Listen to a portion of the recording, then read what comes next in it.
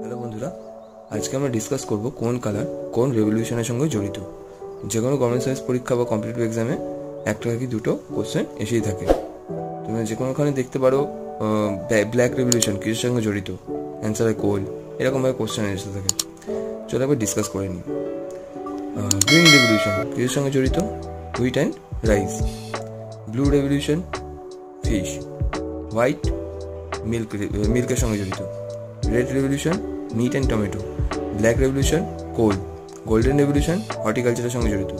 Silver revolution এগের সঙ্গে জড়িত। Yellow revolution oil সিডসের সঙ্গে জড়িত।